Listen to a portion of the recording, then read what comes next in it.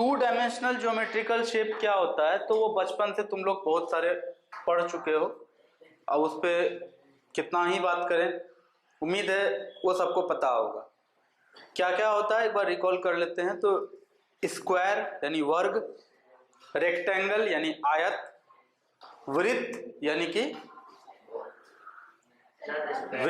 कि सर्किल, है ना, सर्किल यानी कि वृत्त, जो कह लो एक ही बात है। उसके बाद ट्रायंगल यानी त्रिभुज, है ना। ये कुछ ऐसा major two dimensional geometrical shape है जो हम लोग बचपन से पढ़ते आ रहे हैं, है ना।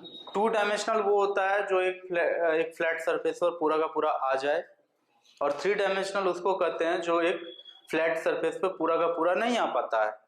उसको शैडो के रूप में हम लोग उसको ड्रॉ कर देते हैं तिरछा लाइन से, लेकिन वो पूरा का पूरा आ नहीं सकता है एक फ्लैट सरफेस पर, क्योंकि उसमें हाइट भी होता है ना। टू डायमेंशनल ज्योमेट्रिकल शेप में लंबाई और चौड़ाई होता है केवल, लेकिन थ्री डायमेंशनल ज्योमेट्रिकल शेप में लंबाई चौड़ाई के अलावा ऊंचाई भी होता है ना। तो कुछ जो होता है हम लोग उसको पहले एक बार करते हैं। जो घन है, घन क्या है अपने आप में? थ्री डायमेंशनल ज्योमेट्रिकल शेप है घन, यानी कि क्यूब। उसके बाद है घनाभ। तो घनाभ कैसा है? थ्री डायमेंशनल ज्योमेट्रिकल शेप है। इसको इंग्लिश में क्या कहा जाता है? क्यूबॉइड। घन, घनाभ, गोला। गोला को इंग्लिश में कहते हैं स्फेयर। क्या कहा जाता है? स्फेयर। और गोला को जब बीच से काट दिया जाता है ना, तो उसको कहा जाता है अर्धगोला। अर्धगोला, अर्धगोला, इसको कहा जाता है हेमीस्फेयर। हेमीस्फेयर, हेमी लिख के स्फेयर लिख दिया जाता है। एक होता है बेलन। बेलन, सिलेंडर। तो गैस सिलेंडर भी देखना वो बेलनाकार होता है, इसलिए उसको लोग सिलेंडर बोलने लगा। असल में सिलेंडर जो है वो मैथमेटिकल टर्म है, ज्योमेट्री का एक शब्द है कि सिलेंडर, ठीक है। और क्या होता है? शंकु होता है, पता है ना, शंकु, यानी कि इंग्लिश में कहा जाता है कोन। इसके बाद एक होता है पिरामिड। Pyramid, pyramid. एक और बात कर लेते हैं तब, प्रिज्म। प्रिज्म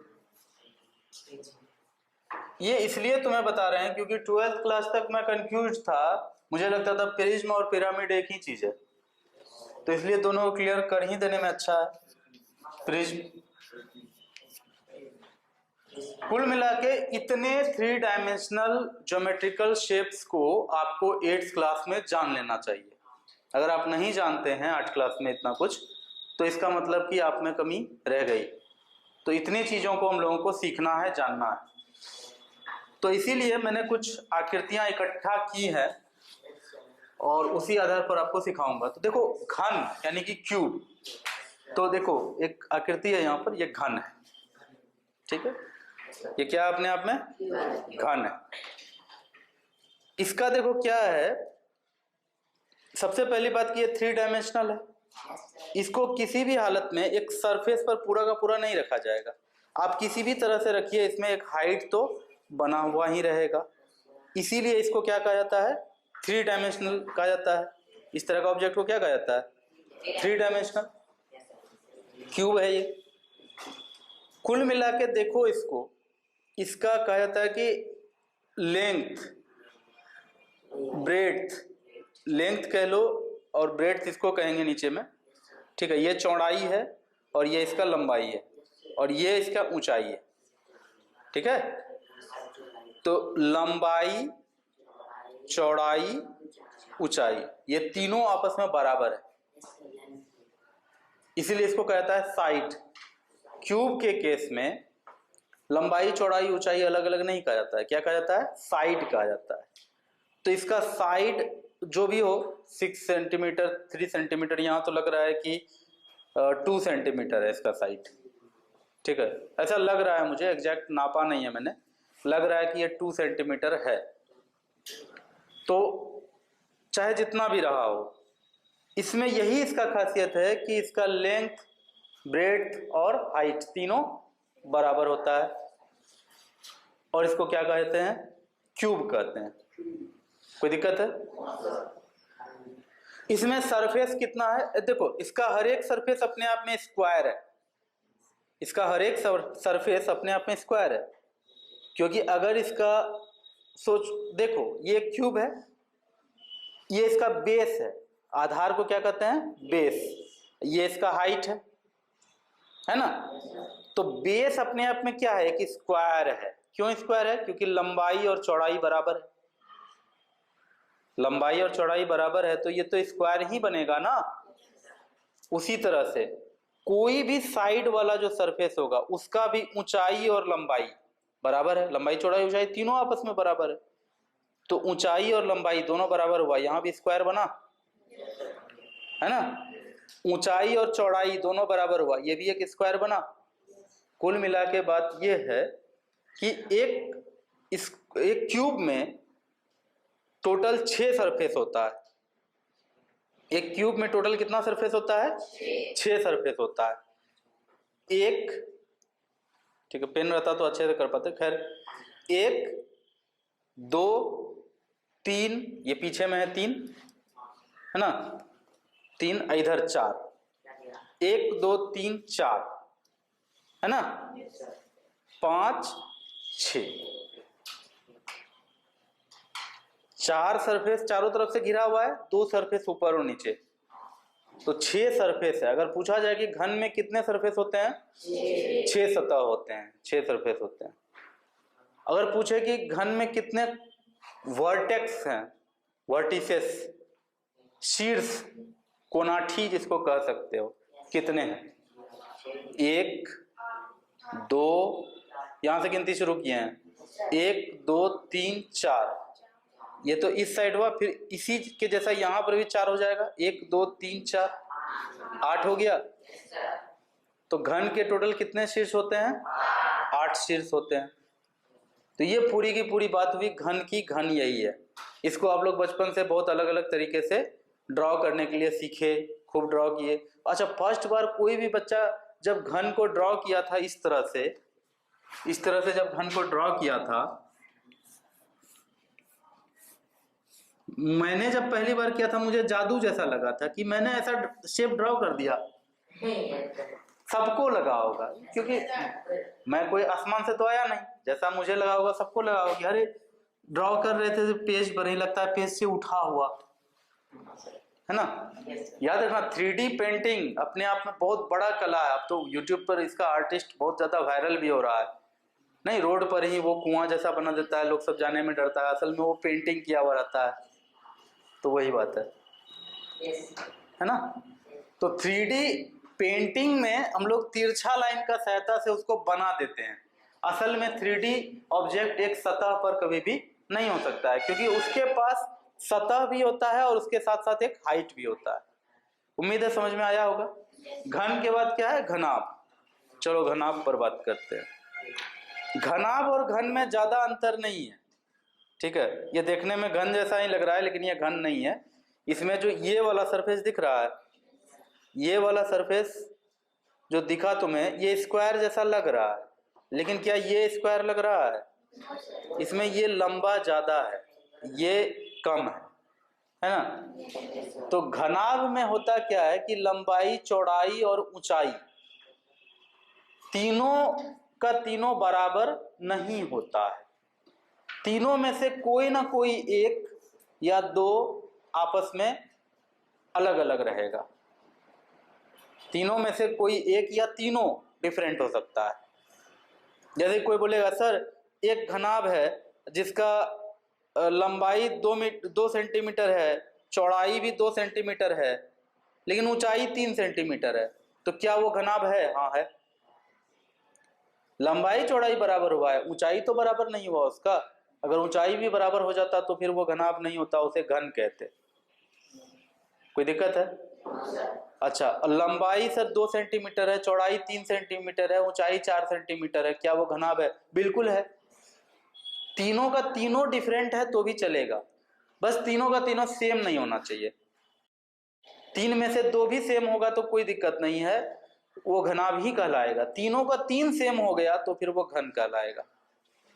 ठीक है। और इसमें भी 6 सरफेस होता है, 4 सरफेस चारों साइड से देख लो, 1 2 3, पीछे ये 4 है ना, और ऊपर नीचे 2 है, तो 4 2 6 हो गया। वर्टेक्स कितने हैं, यानी वर्टिसेस कितने हैं?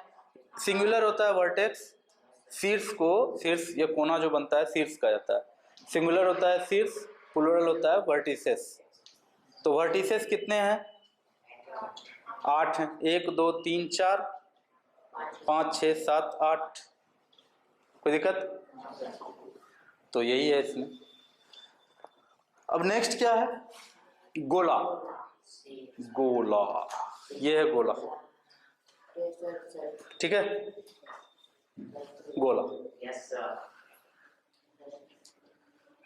सिंपल सा बात इसमें यह कहा जाता है कि कोई भी बॉल जो तुम देखे हो, जिससे तुम खेलते हो, इसमें क्या ज्यादा कितना इसमें कुछ बोले, सिंपल सी बात है, कोई भी बॉल से जो तुम खेलते हो वो गोला है। जैसे देखो, कहा जाता है कि सर्किल किसे कहते हैं?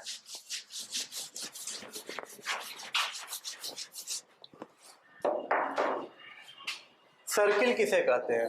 तो ये कहते हैं कि एक फिक्स्ड पॉइंट होता है सेंटर, यानी कि केंद्र, उससे समान दूरी पर जो एक वक्र खींचा जाता है उसी को कहते हैं सर्किल। नहीं, एक ऐसा कर्व जो एक फिक्स पॉइंट से इक्वल डिस्टेंस पर है, उस कर्व का हर एक पॉइंट, ये जो कर्व है इसका एक एक पॉइंट क्या है, एक फिक्स पॉइंट से सेम डिस्टेंस पर है। ये भी 1 मीटर, ये भी 1 metre, 1 metre, 1 metre, 1 metre, 1 metre, सब सेम डिस्टेंस पर है। तो सेम डिस्टेंस पर जो एक वक्र खींचा गया है एक बिंदु से समान दूरी पर, उसी को क्या कहा जाता है? सर्किल, यानी कि वृत्त। तो गोला किसको कहते हैं? तो याद रखना, सर्किल हमेशा एक सतह पर खींचा जाता है सेम डिस्टेंस पर, है ना, लेकिन गोला जो होता है वो चारों साइड से इक्वल डिस्टेंस लेकर के खींचा जाता है। कहने का मतलब यह है, तुम्हारे पास जो एक फुटबॉल है, फुटबॉल के भीतर कहीं ना कहीं उसका एक सेंटर होगा, और उस सेंटर से फुटबॉल के सरफेस पर, फुटबॉल के सतह पर कोई भी पॉइंट लोगे वो उस सेंटर से सेम डिस्टेंस पर होगा। यहां कील ठोके हैं, कांटी, कांटी में एक तो रस्सी बांधे, रस्सी हमारा पेंसिल में है, पेंसिल हम ये सरफेस पे घुमाए तो हमको सर्किल मिला है, लेकिन उसी पेंसिल को पूरा ताकत से अगर ऊपर घुमाएंगे तो एक गोला के डायरेक्शन में नहीं घूमेगा वो। ये बात और है कि वहां कोई सरफेस नहीं है, वो खींचा नहीं जा सकता है, वो पता नहीं चलेगा, लेकिन तुम फील तो कर सकते हो कि यहां से सेम डिस्टेंस में ऊपर उठाएंगे तो इसी तरह से उठेगा, नहीं उठेगा? इधर से भी ऐसे उठेगा, उठेगा। और सपोज कि ये बोर्ड नहीं है, कुछ और है, तो उसी तरह से उस पार भी उस तरह से उठा उठा करके दोनों साइड से गोला बनेगा। तो वही कह रहे हैं कि कोई भी गोला हो असल में ढेर सारे सर्किल से ही मिलके बना हुआ है। ठीक है, यही बात है कि सर्किल में क्या होता है कि एक सरफेस पर ही हम लोग सीमित रहते हैं, लेकिन सरफेस से अगर हवा में उठेंगे तो क्या बन जाएगा? वो गोला बन जाएगा। आई बात समझ में? कुछ कमी तो रहेगा मुझे पता है, लेकिन वो धीरे धीरे ठीक होगा। अब है अर्धगोला। अर्धगोला कुछ नहीं है, अर्धगोला वही गोला जो होता है ना, तो गोला है, ठीक है, जो बड़ा सा गोला होता है उसको काट दिया जाता है बीच से, कट, तो यही होगा आपका अर्धगोला। कोई दिक्कत है? तो पूरा का पूरा गोला को बीच से काट करके आपका अर्धगोला तैयार हो गया।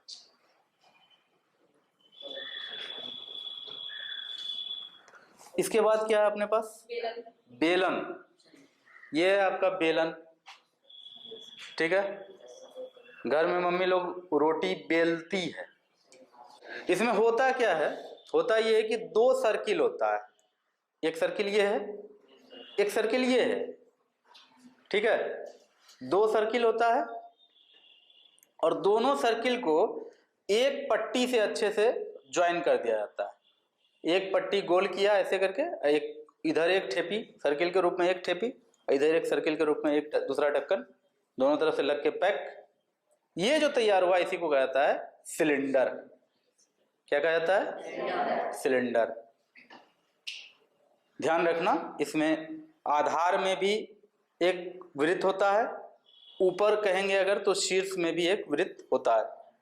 अब बीच में एक पट्टी इसको जोड़े रहता है, ठीक है। और इसको कहेंगे सॉलिड सिलेंडर, बंद सिलेंडर। इसके भीतर अगर ये खुला हुआ रहता ढक्कन, इसका अंदर खोखला रहता तो इसको कहते होलो सिलेंडर, खोखला सिलेंडर। इसको कहेंगे ठोस सिलेंडर, सॉलिड सिलेंडर। खोखला बोल दिए थे पहले क्या? हाँ, सॉलिड सिलेंडर बोल करके खोखला बोले थे क्या? नहीं ना बोले थे, खैर चेक कर लेना। तो कहने का मतलब यह है कि सिलेंडर खोखला भी हो सकता है और सॉलिड भी हो सकता है। बेसिक बात यही है कि कोई भी तुम रेक्टेंगल ले लो, रेक्टेंगल है किसी के पास? देखें पेज, रुको, रेक्टेंगल होगा मेरे पास, अभी निकालते हैं।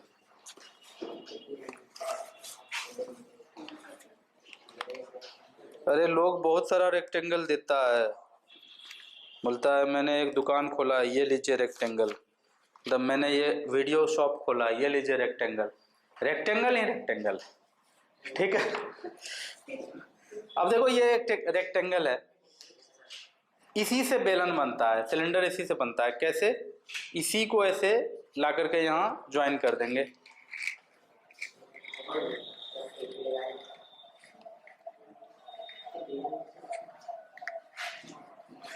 ये देखो ज्वाइन कर दिए रेक्टेंगल का दोनों सरफेस को, मतलब रेक्टेंगल का दो एंड को, इधर का एंड इधर का एंड ला करके इसको मिलाते हैं।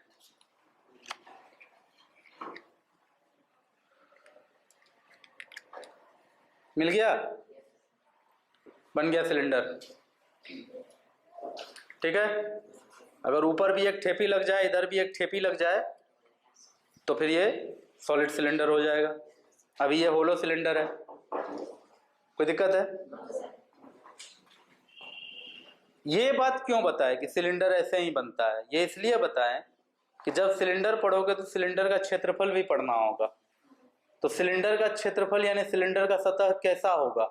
सिलेंडर का सतह हमेशा एक रेक्टेंगल होगा, जिसको लपेट करके एक सिलेंडर का सतह को ढका जा सकता है, नहीं? यानी कि किसी भी सिलेंडर को बीच से अगर चीरेंगे तो इस तरह का एक रेक्टेंगल बनकर तैयार हो जाएगा। कोई दिक्कत?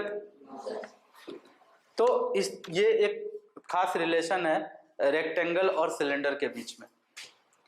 शंकु की अगर बात करें तो शंकु का कंसेप्ट ये है, आइसक्रीम तुम लोग खाते हो ना, यही है आपका शंकु। नीचे इसका सर्किल होता है, ठीक है। यही समझ लो कि एक सर्किल बड़ा सा होता है, उससे छोटा, उससे छोटा, उससे छोटा, उससे छोटा, उससे छोटा रखे जाता है उसके ऊपर, बड़ा के ऊपर उससे छोटा, उससे छोटा, उससे छोटा, उससे छोटा, लास्ट में सबसे ऊपर में एकदम छोटा सा सर्किल, एक पॉइंट जैसा सर्किल आकर के ऊपर में पड़ेगा। इस तरह से जो एक आकृति बनेगा उसी को कहा जाता है शंकु, ठीक है। सबसे पहले बड़ा सर्किल, उससे छोटा, उससे छोटा, उससे छोटा, उससे छोटा, उससे छोटा, लास्ट में एकदम खत्म हो जाएगा। तो ये जो नया आकृति बनकर तैयार हुआ इसी को कहते हैं शंकु। अच्छा, यूं कह लो तो सिलेंडर, अभी छूट गया एक बात कि सिलेंडर का सर्किल से एक और रिलेशन है कि ढेर सारा सिक्का है ना, 1 रुपया का सिक्का, ढेर सारा 1 रुपया का सिक्का या 2 रुपया का सिक्का को रखते जाओ, एक के ऊपर एक के ऊपर एक के ऊपर, सेम सिक्का को देखना इसी तरह का स्ट्रक्चर तैयार होगा, वो भी सिलेंडर होता है। तो कहने का मतलब ये है कि सिलेंडर का संबंध रेक्टेंगल से भी है, सिलेंडर का संबंध सर्किल से भी है, और शंकु का रिलेशन किससे है? सर्किल से। कैसा सर्किल? तो अलग अलग डायमीटर वाला सर्किल। हर सर्किल का व्यास अलग है। सबसे ज्यादा व्यास किसका है? जो सबसे नीचे है, ये वाला का। ये सर्किल सबसे बड़ा डायमीटर वाला। इसके बाद जैसे जैसे डायमीटर छोटा होते गया है, ऊपर उसके ऊपर रखते गए हैं, लास्ट में पॉइंट रखे हैं, तो इस तरह से क्या मिला? एक शंकु यानी कि कोन मिला। आइसक्रीम खाते हो, है ना, झालमुड़ी भी वैसे बेचता है तुम लोग का, जो स्कूल के बाहर बेचता है झालमुड़ी, वो इसी तरह से बेचता है, इसी तरह का शेप में, है ना। और भी ढेर सारा शेप इस तरह का यूज होता है फिलहाल, ठीक है। अब बात करते हैं थोड़ा पिरामिड के बारे में। पिरामिड का मतलब होता है, देखो इसमें चार ट्रायंगल एक दूसरे पर इंक्लाइन है, इस तरफ से एक, इस तरफ से एक, इस तरफ से एक, इस तरफ से एक, और चारों ट्रायंगल आकर के एक एकदम फिक्स पॉइंट पे मिल रहा है, कोई लाइन नहीं है ऊपर, फिक्स पॉइंट पे मिल रहा है, तो कहते हैं इसको पिरामिड। या यूं कह लो कि एक स्क्वायर को, बड़ा सा स्क्वायर को रख दिया, ठीक है, और उसके बाद उस स्क्वायर के ऊपर उससे छोटा स्क्वायर, उससे छोटा स्क्वायर, उससे छोटा स्क्वायर, उससे छोटा स्क्वायर रखते रखते रखते लास्ट में पॉइंट तक आया, इसी को कहेंगे पिरामिड। क्या कहेंगे? पिरामिड।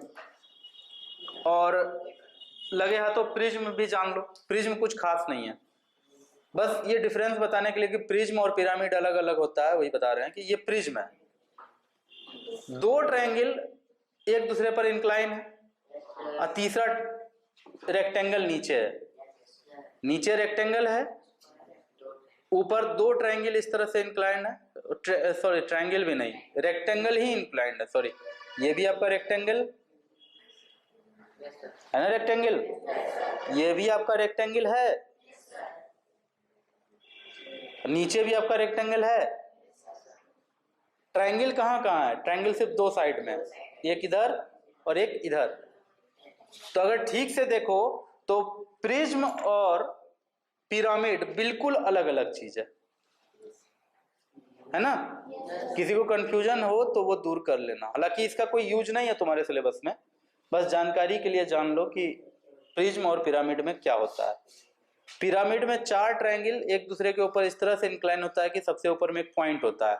अब प्रिज्म में दो रेक्टेंगल इस तरह से एक दूसरे पर इंक्लाइन होता है, ढला हुआ होता है कि ऊपर में एक लाइन बनता है, ठीक है। तो इस तरह से सारा हम लोग का स्टडी यहाँ पर कंप्लीट होता है 8th क्लास के सिलेबस के अनुसार कि ज्योमेट्रिकल शेप्स हम लोगों को क्या क्या पहले से जानकारी होना चाहिए। ज्योमेट्रिकल शेप का जानकारी नहीं होगा तो फिर उसका ना तो क्षेत्रफल आप समझ के निकाल पाइएगा, ना ही उसका आयतन आपको कुछ समझ में आएगा। आप कैलकुलेट करोगे, बाकी लोग जैसे करते हैं वैसे कैलकुलेट करोगे, लेकिन उससे कुछ फायदा होने वाला नहीं है आपको। अगर ठीक से आपको मैथ पढ़ना है, ठीक से आपको फिजिक्स पढ़ना है, तो आपको चीजों को दिमाग में इनकारनेट करने आना चाहिए। इनकारनेट किसको कहते हैं? जैसे एक बढ़ई मिस्त्री है, वो बैठ करके सोच रहा होता है कि अरे चौकी का पौवा इधर से जाएगा, इधर एक छेदा करेंगे, इधर आके पट्टी घुसेगा, इधर पौवा लगेगा। ये जो दिमाग में वो बैठ के सोच रहा होता है, भले ही पढ़ा लिखा ना हो वो, लेकिन 3 डायमेंशनल चीजों को वो सोच रहा होता है, और तब जाकर के वो अपना उठाता है छेनी हथौड़ी और एक पलंग तैयार करके रख देता है। जाहिर सी बात है कि पलंग वास्तविक रूप से तैयार होने से पहले उसके दिमाग में कहीं ना कहीं वो तैयार हुआ होगा, हर एक डिजाइन उसके दिमाग में तैयार हुआ होगा, तभी तो देखता होगा कि तुमको लगता होगा कि काम हो गया, लेकिन वो फिर भी उसमें छेनी मार रहा है, उसको और प्लेन कर रहा है, क्योंकि उसको लग रहा है कि अभी परफेक्ट नहीं हुआ है, और परफेक्ट हो जाता है तब फिर वो करना छोड़ देता है। देखे हो ये सब चीज होते हुए? तो इसी को कहता है इनकारनेट करना, दिमाग के अंदर इंसेप्शन करना। तो ये जब तक नहीं होगा तब तक आप साइंस नहीं पढ़ रहे हैं, आप रट्टा मार रहे हैं, लेकिन उससे कोई फायदा नहीं होगा। उम्मीद है बात समझ में आ गया होगा, ठीक है। क्लास यहीं एंड करते हैं, बाकी बातें अगले क्लास में, ठीक है। Thank you.